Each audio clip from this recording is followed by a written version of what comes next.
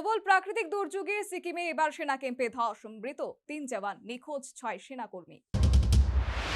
ধসে বিপর্যস্ত সিকিমে একদিকে যেমন পর্যটকরা আটকে পড়েছেন, চলছে উদ্ধার কাজ, অন্যদিকে উত্তর পূর্বের রাজ্যের ছাতিনে রবিবার সন্ধ্যায় ধস নেমেছে একটি সেনা ক্যাম্পে।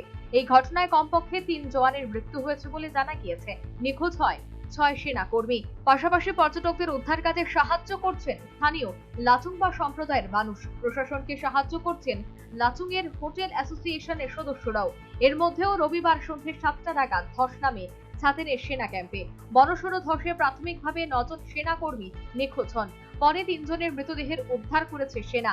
মৃতরা হলেন হাবিলদার লক্ষিন্দর সিং, লেন্স নায়ক মুনিশ ঠাকুর, পোর্টার অভিষেক লাখাদা। সেনাকর্মীদের মৃত্যুতে শোক প্রকাশ করেছেন ভারতীয় সেনা। উত্তর পূর্বের পাহাড়ে বৃষ্টি আসে আগেভাগে। বেশ কিছুদিন ধরেই দুর্যোগে বিপর্যস্ত লাচুং এবং লাচেং। ধসে রাস্তার পাশাপাশি ব্রিজ ভেঙে বহু জায়গায় যোগাযোগ বিচ্ছিন্ন। তিস্তা নদীর জল বিপদ সীমার উপর বইছে।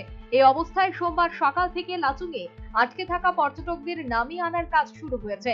কঠিন হচ্ছে বিপদ সংকুল লাচেকে আটকে থাকা পর্যটকদের নিরাপদে নামিয়ে আনার কাজ। প্রতিকূল পরিস্থিতিতে উদ্ধারে লাগাতার কাজ করছে সেনা এবং জাতীয় পর্যায়ে মোকাবেলা বাহিনী।